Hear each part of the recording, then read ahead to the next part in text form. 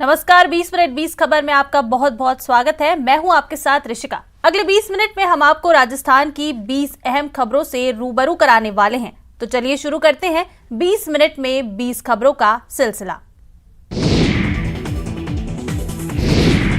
कोटा के गुमानपुरा की एक बेकरी शॉप में भीषण आग लगने के बाद तबाही का दिल दहला देने वाला मंजर नजर आया।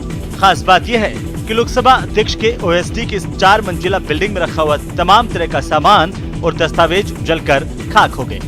आग लगने की खबर के बाद नगर निगम की आधा दर्जन दमकलें मौके पर पहुंची और आग पर काबू पाने की कोशिश शुरू हुई, लेकिन बिल्डिंग के कांच नहीं टूटने की वजह से आग बुझाने में दिक्कतें आ रही थी। आपको बता दें कि शहर के व्यस्ततम बाजार में स्थित 4 मंजिला बिल्डिंग के नीचे वाले पार्ट में बेकरी संचालित होती है और ऊपर निजी बिजली कंपनी, बैंक और ऑफिस हैं। ये बिल्डिंग स्पीकर के ओएसडी राजीव दत्ता के परिवार वालों की बताई जा रही है। इस आग से लाखों का नुकसान हुआ है। हालांकि इस आग की वजह से कोई हताहत नहीं हुआ है। इतने सारे एसी फ्रिज वगैरह चलते हैं, इस वजह से शॉर्ट सर्किट हो गया। मिस हैपनिंग है, कोई जानकारी कोई करता नहीं है। एडीएल का ऑफिस है, बैंक खुला है भी नया और संतोष बेकरी है नीचे जिसमें आग लगी। आग लगी यहाँ पे आके देखा तो फायर ब्रिगेड और सभी जो सहायता चीजें वो बुला ली गई है और आवश्यक कार्रवाई कर रहे हैं।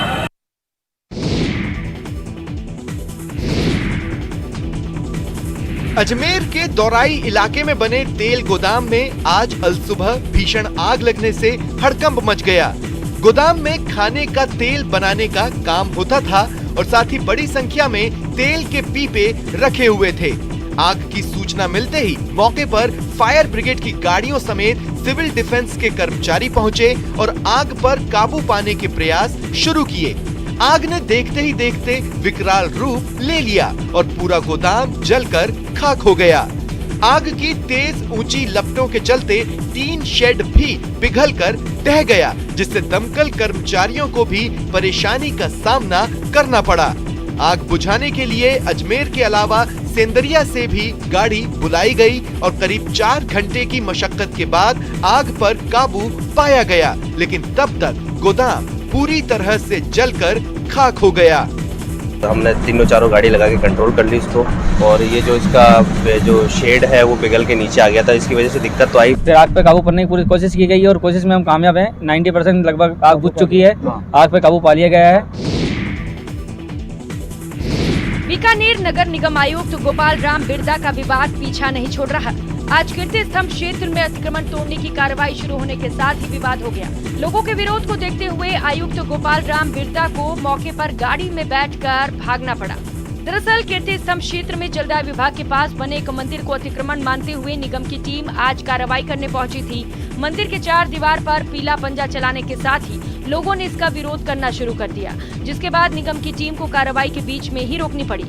विरोध को देखते हुए आयुक्त अपनी गाड़ी में बैठकर रवाना हो गए, लेकिन कार्रवाई के पीछे कांग्रेस पार्षदों का आरोप है कि कल नाले की सफाई को लेकर वार्ड 50 के पार्षद महेंद्र सिंह से आयुक्त से बहस हुई थी।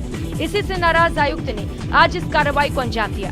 इस दौरान मौके पर होमगार्ड और पुलिस जवान मौजूद रहे। गौरतलब है कि निगम आयुक्त गोपाल राम बिरदा का पहले महापौर और बाद में कांग्रेस पार्षदों से विवाद होने के कारण नगर निगम राजनीति का अखाड़ा बनता जा रहा है।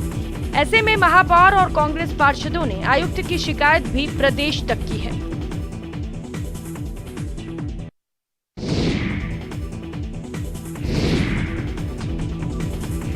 एसएमएस अस्पताल देश के नामी अस्पतालों में शामिल है। प्रदेश के लगभग सभी जिलों के अलावा उत्तर भारत के कई राज्यों से मरीज बेहतर इलाज के लिए यहां पर पहुंचते हैं। यही कारण है कि हर महीने अस्पताल की ओपीडी में लाखों मरीज पहुंचते हैं, लेकिन राज्य सरकार की तमाम कोशिशों के बाद भी अस्पताल में बदइंतजामी के कारण मरीजों की मुश्किलें कम होने का नाम नहीं ले रही। मरीजों को पहले पर्ची कटाने के लिए, फिर डॉक्टर को दिखाने, फिर जांच करवाने और फिर दवाइयां लेने के लिए घंटों कतार में इंतजार करना पड़ रहा है। और अगर छुट्टी का दिन हो तो मुश्किलें और ज्यादा बढ़ जाती हैं, क्योंकि अवकाश के दिन सिर्फ 2 घंटे की ओपीडी होती है और बाहर से आने वाले मरीज इंतजार ही करते रह जाते हैं। साथ ही समय पूरा हो जाता है। ऐसे में इलाज नहीं मिल पा रहा और आर्थिक भार भी पड़ता है। कभी तो इधर डुलाते हैं, कभी इधर ट्रॉली नहीं हो रहे हैं, कंधे पे उठा उठा के लेके जा रहे हैं, कोई मतलब ही नहीं, इधर डोल रहे हैं उधर डोल रहे हैं। दवाई लिख दी, उसके बाद में सील नहीं लगने के कारण अब दवाई भी नहीं मिलेगी। अब इतनी दूर से आने के बाद में ये परेशानी का सामना झेलना पड़ा। मेरे हार्ट के लिए दवाई लिखी है और वो पता नहीं कहाँ दवाई कहाँ मिलेगी, हमें पता नहीं, आपको अब नया है। हम सरकार से ये मांग करते हैं कि छुट्टी नहीं रहनी चाहिए मेडिकल डिपार्टमेंट की, हॉस्पिटल की। 12 में बुधवार की रात कपड़ा दुकान में घुसकर 2 युवकों पर हमले के मामले ने सांप्रदायिक रंग ले लिया। शहर समेत जिले भर में हो रही लगातार अपराध की घटनाओं के विरोध में हिंदू संगठनों और व्यापार महासंघ द्वारा गुरुवार को बंद का आह्वान किया गया, जिसके तहत सुबह से ही 12 शहर समेत जिले के कई कस्बों में दुकानें बंद हैं। लगातार हो रही आपराधिक घटनाओं को लेकर आमजन में काफी आक्रोश देखा जा रहा है। बंद के दौरान आपातकालीन सेवाएं जैसे पेट्रोल पंप, मेडिकल शॉप भी बंद रखे गए हैं। शहर के तमाम चौराहे पर सन्नाटा पसरा हुआ है। हिंदू संगठनों द्वारा बुलाए गए इस बंद में व्यापार महासंघ और भाजपा ने भी अपना पूर्ण समर्थन दिया है। 12 की कानून व्यवस्था विफल हो गई है। यहाँ कानून नाम की कोई चीज़ रही नहीं। यहाँ का पुलिस प्रशासन जिस प्रकार से कार्य कर रहा है, कानून व्यवस्था से उसको लेना देना नहीं है।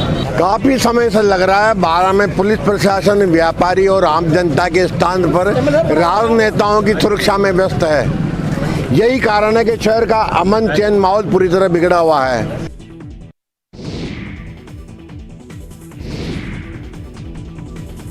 कोविड स्वास्थ्य सहायकों का एक और जयपुर में पिछले 63 दिनों से लगातार धरना जारी है, तो वहीं दूसरी ओर दौसा में कोविड स्वास्थ्य सहायकों ने कलेक्ट्रेट के बाहर प्रदर्शन किया और राज्य सरकार के खिलाफ जमकर नारेबाजी की।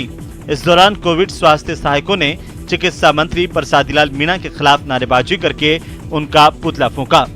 इस दौरान सीएचए ने चेतावनी दी है कि सरकार उनकी सेवा बहाल करें, नहीं तो 2023 में कांग्रेस को हराने का काम सीएचए करेंगे और आगामी दिनों में मंत्री प्रसादीलाल मीणा जहां भी जाएंगे वहां पर सीएचए काले झंडे दिखाएंगे और उन्हें गांव में घुसने नहीं देंगे।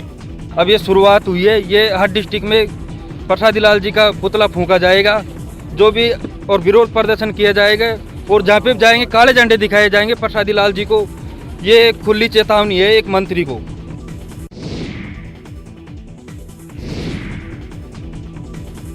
दिल्ली और पंजाब के बाद अब आम आदमी पार्टी ने राजस्थान में भी एंट्री ले ली है।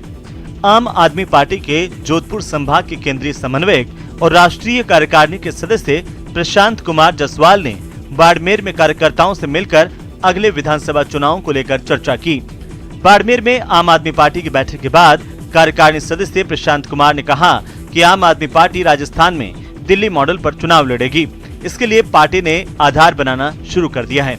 शिक्षा, स्वास्थ्य, पानी, बिजली जैसे मुद्दों को लेकर पार्टी मैदान में उतरेगी। इसके लिए पार्टी जनता के बीच जा रही है। उन्होंने कहा कि आम आदमी पार्टी गरीब, शोषित, पीड़ित परिवार के साथ हर वक्त खड़ी है।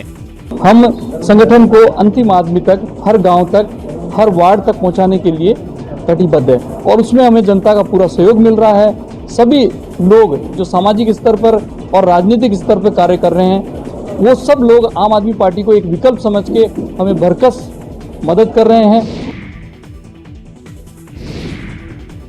आयुष मंत्रालय, भारत सरकार और आयुर्वेद विभाग के हेल्थ एंड वेलनेस सेंटर पर आम जन को जोड़ने के लिए जिला स्तरीय प्रशिक्षण शिविर आयोजित किए जा रहे हैं। इस शिविर में आशा सहयोगिनी, ANM, आयुर्वेद नर्स और कंपाउंडर हिस्सा ले रहे हैं। प्रशिक्षण का शुभारंभ करते हुए आयुर्वेद विभाग के अतिरिक्त निदेशक डॉक्टर अशोक कुमार अग्रवाल ने कहा कि स्वास्थ्य सिद्धांतों को आम जन तक पहुंचाने में आशा सहयोगिनी, ANM की महत्वपूर्ण भूमिका है। जोधपुर में शुरू हुए 6 दिवसीय आयुष प्रशिक्षण के पहले बैच में बड़ली, मोगड़ा कलां, बावरला, जैतीवास, जोलियाली, हरियाढाणा, रणोत, सुवाब की टीम को प्रशिक्षण दिया जा रहा है। घर पे जो औषधियाँ हैं उनका प्रयोग करके किस तरह से व्यक्ति स्वस्थ रह सकता है, सबसे बड़ी चीज उसके बारे में जानकारी। हम फील्ड में जाएंगे तो हम लोगों को यही बताएंगे कि हमें ज़्यादा से ज़्यादा मतलब आयुर्वेदिक जो दवाइयाँ हैं वो उनके ऊपर वो असर तो धीरे धीरे करेंगी, लेकिन वो हद से ज़्यादा करेंगी।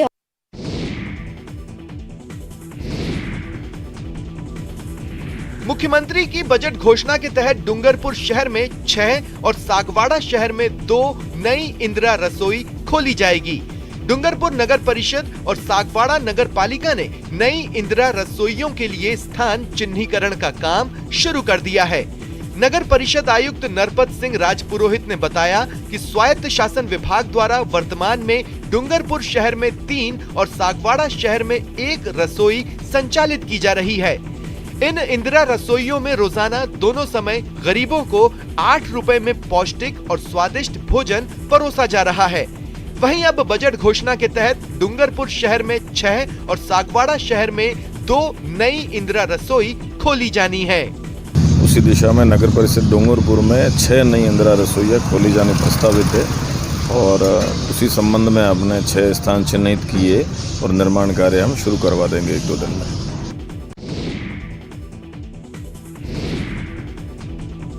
अब गांव की तर्ज पर शहरों में भी मनरेगा के काम शुरू किए गए। शहरी रोजगार योजना के तहत कार्य होंगे। आपको बता दें, दौसा जिले की सभी नगर निकायों में भी शहरी नरेगा के लिए कार्य योजना तैयार कर ली गई है। दौसा शहर में करीब 6 करोड़ रुपए की लागत के 65 कार्य इस वित्तीय वर्ष में करवाए जाएंगे। वहीं 12 जून से इंदिरा गांधी शहरी रोजगार योजना के तहत कार्य शुरू होने की संभावना है। इस योजना के तहत शहरी क्षेत्र में रहने वाले प्रत्येक परिवार को अधिकतम 100 दिन का रोजगार देने की योजना है। शहरी नरेगा योजना के तहत बड़े नालों की सफाई, जल संरक्षण, पर्यावरण संरक्षण आदि से जुड़े कार्य कराए जा सकेंगे। शहर में ऐसे काम हैं जो नरेगा की तर्ज पे चल सकते हैं, तो उन कामों को मुख्यमंत्री साहब ने बजट घोषणा के अंदर लिया है और उसको इंदिरा गांधी शहरी रोजगार योजना का नाम दिया है। बजट सत्र में मुख्यमंत्री अशोक गहलोत के द्वारा प्रदेश के घरेलू बिजली उपभोक्ताओं को बिजली के बिलों में सब्सिडी देने का फैसला लिया गया था। मुख्यमंत्री अशोक गहलोत के द्वारा घरेलू बिजली उपभोक्ताओं को दी जा रही सब्सिडी से भीषण गर्मी के दौरान श्रीगंगानगर सहित प्रदेश के घरेलू बिजली उपभोक्ताओं को बड़ी राहत मिली है। मरुधरा के सरहदी जिले श्रीगंगानगर के कुल 3,58,148 घरेलू बिजली उपभोक्ताओं में से 1,14,196 उपभोक्ताओं की बिल राशि शून्य हो गई। श्रीगंगानगर जिले के लगभग 30% उपभोक्ताओं को अप्रैल माह में शून्य राशि का बिल जारी किया गया, जिसमें बीपीएल और घरेलू उपभोक्ताओं को बड़ी राहत मिली। इसके साथ ही 50 से अधिक यूनिट के उपभोग करने पर भी घरेलू बिजली उपभोक्ताओं को 150 यूनिट तक 3 रुपए प्रति यूनिट और 300 यूनिट तक 2 रुपए प्रति यूनिट की सब्सिडी दी जा रही है। ऐसे में 750 रुपए प्रति महीने की सब्सिडी घरेलू उपभोक्ताओं को मिल रही है। गंगानगर जिले में ऐसे उपभोक्ता जिनका इस टैरिफ सब्सिडी की वजह से जो है बिल जीरो हो गया है, उनकी संख्या 1,14,000 जो है के करीब है। टोंक जिला मुख्यालय पर कृषि मंडी में समर्थन मूल्य खरीद केंद्र पर घोटाला सामने आया है। यहाँ चना तुलाई केंद्र पर किसानों से तुलाई से ज्यादा वजन लिया जा रहा है। किसान महापंचायत के पदाधिकारियों ने पहुंचकर देखा तो ठेकेदार के प्रतिनिधि और क्रय विक्रय सहकारी समिति के कैशियर और तुलाई केंद्र प्रभारी बाल मुकुंद बंसल ने छीजत का हवाला देते हुए प्रति क्विंटल 700 से 800 ग्राम चने किसानों से लेने की बात कही। किसान नेता रामेश्वर चौधरी ने मंडी सचिव को मौके पर बुलाया और इस घोटाले से किसानों से की जा रही लूट को बंद करने की मांग की। साथ ही फोन पर जयपुर में राजफेड के अधिकारियों को भी इसकी जानकारी दी। ये सब घाला मेला काम है इनका, ये लगातार ऐसा ही कार्य चलता है। ये अभी 12 मंडी में भी एक कट्टे में 3.5 किलो वजन तक अधिक लिया गया था। किसान संघ की शिकायत थी और शिकायत के अनुसार जो है मैंने चेक किया है और करीब 200 ग्राम वजन जो है ज़्यादा है, उसको कैलकुलेट करके और किसान को भुगतान करने के निर्देश दे दिए। निर्देश ये मिले साहब ने कि 580 ग्राम का वेट है तो 580 लोगे, अगर कम है तो ठेकेदार भुगतेगा आपका, उसको रिटर्न दे देंगे। करौली के करणपुर के सिमारा गांव की बैरवा बस्ती में 119 लोगों के बीमार होने से अस्पताल में हड़कंप मच गया। सिर्फ 22 बेड वाले अस्पताल में एक साथ इतने मरीजों के पहुंचने से चिकित्सा कर्मियों की सांसें फूल गईं। अस्पताल में मरीजों के आने का सिलसिला मंगलवार रात 12 बजे से शुरू हुआ था। 119 लोगों में 43 महिलाएं, 37 पुरुष और 39 बच्चे बीमार हुए हैं। बुधवार को सीएमएचओ के नेतृत्व में चिकित्सा विभाग की टीम गांव में पहुंची और कुएं के पानी के सैंपल लिए। मरीजों की घर घर जांच कर दवाइयां दी। बताया जा रहा है कि कुएं का गंदा पानी पीने या खराब तरबूज खाने से फूड पॉइजनिंग हुई है। विजिट करके हमने जितने भी ओपन वेल्स है, पानी के सोर्स है पीने के, उन सभी में ब्लीचिंग डलवाई है और ग्राम वासियों से भी ये आग्रह किया इन कुओं की सफाई कराई जाए। हमारे यहाँ पे 30 बेड की सीएससी है, लेकिन हमने अभी भी सभी मरीजों को एक्स्ट्रा बेड व्यवस्था करके और सभी को ट्रीटमेंट दिया जा रहा है। मेरा बच्चे का तबीयत ज़्यादा खराब है, फ़ोन करने पर डॉक्टर साहब गांव गए हैं और उससे 10 लोग हॉस्पिटल में आए हैं, उनका उपचार चल रहा है।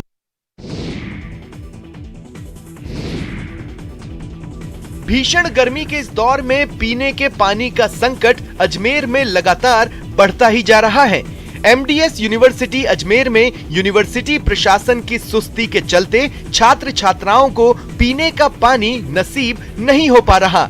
यूनिवर्सिटी कैंटीन में वाटर कूलर लगा होने के बावजूद ठंडा पानी नहीं मिल रहा है और अगर कहीं वाटर कूलर काम भी कर रहा है तो 42 डिग्री टेम्परेचर में उबला पानी दे रहा है।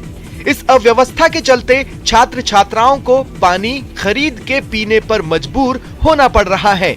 कैंटीन के अलावा यूनिवर्सिटी के संचालित विभिन्न विभागों में लगे वाटर कूलर लंबे समय से खराब पड़े हैं और कई बार यूनिवर्सिटी प्रशासन को लिखित में देने के बाद भी अभी तक सुध नहीं ली गई है।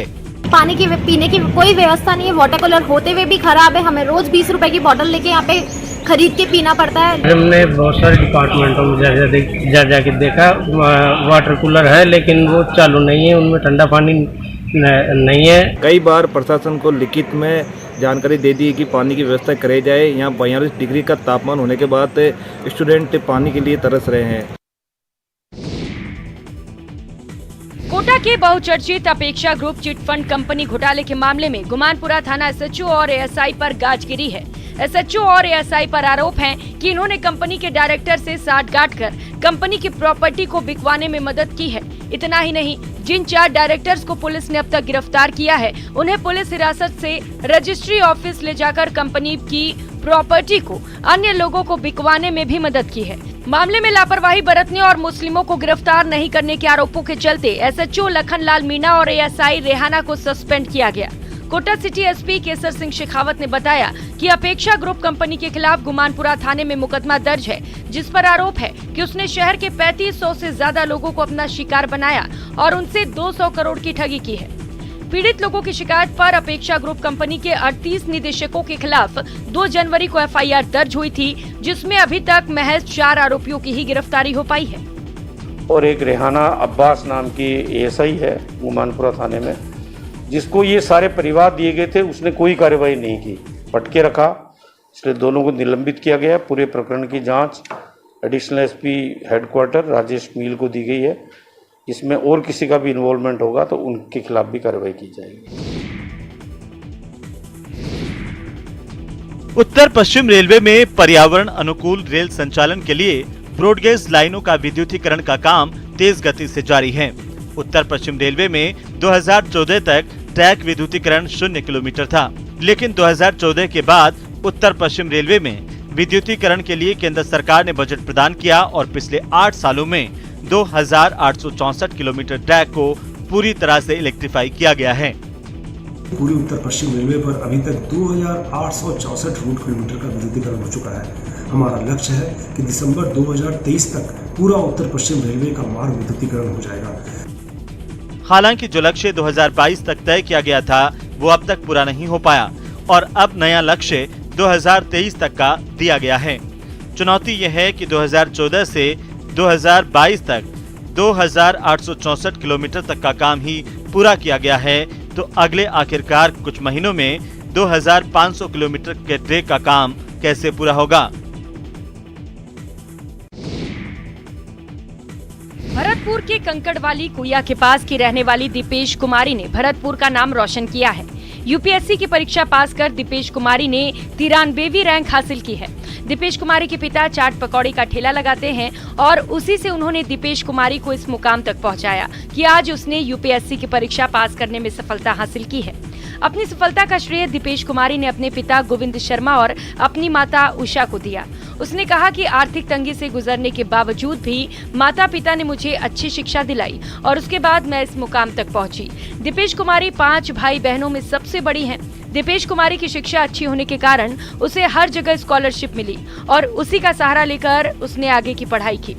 तो भगवान को, मम्मी पापा को, भाई बहन को, चाचा चाची, ताऊ ताई और अम्मा को देना चाहूँगी। साथ में मेरे टीचर्स राइट फ्रॉम मेरे स्कूलिंग से ही 12th क्लास के जो टीचर थे इंजीनियर रवि शर्मा जो बाबा सुखदेव स्कूल चलाते हैं वो, और साथ में मेरे जो और भी टीचर जिन्होंने मुझे कॉलेज में पोस्ट ग्रेजुएशन में हेल्प किया वो सब, और सारे परिवार वाले, इनको श्रेय देना चाहूँगी। गरीबी अमीरी चलती रहती है, ये तो सब बच्चे लायक हैं तो कोई गरीबी नहीं है, कोई अमीरी नहीं है बच्चों के लिए, समझना इस बात को।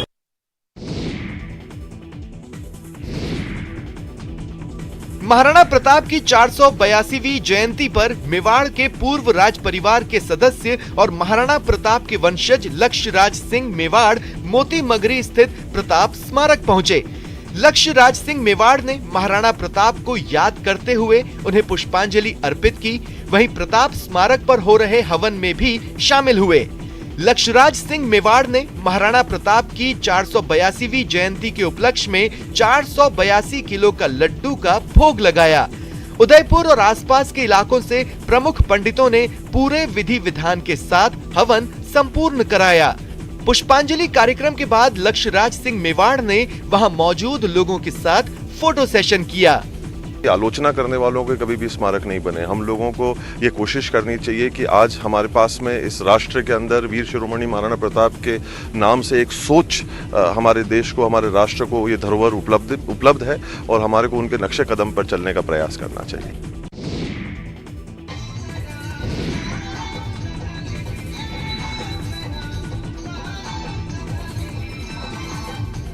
बीएसएफ की 87वीं बटालियन के 55वें स्थापना दिवस पर कई सांस्कृतिक कार्यक्रमों का आयोजन किया गया। बीएसएफ के कमांडेंट रणवीर सिंह ने शहीद दीपा राम की वीरांगना शांति देवी को प्रमाण पत्र भेंट कर शॉल ओढ़ाकर सम्मानित कर हौसला अफजाई की। 1971 युद्ध के हीरो सेवानिवृत्त कमांडेंट LR यादव और लांस नायक भैरू सिंह को बीएसएफ अधिकारियों द्वारा मंच पर सम्मानित कर भारत माता के जयकारे लगाए। कमांडेंट रणवीर सिंह, LR यादव, भैरू सिंह, पालिका अध्यक्ष मनीष पुरोहित और प्रधान भगवंत सिंह तंवर ने केक काटकर बीएसएफ की 87वीं बटालियन का 55वां स्थापना दिवस मनाकर एक दूसरे को शुभकामनाएं दी। इसका श्रेय पूरा सीमा सुरक्षा बल को जाता है ये प्रोग्राम सफल बनाने के लिए। साथ में मैं धन्यवाद देना चाहूँगा पोखरण की जनता को और यहाँ की मीडिया पर्सनालिटी को कि उन्होंने इस कार्यक्रम को बहुत ही अच्छे तरीके से देखा। तो इस बुलेटिन में फिलहाल इतना ही, दीजिए इजाजत, नमस्कार।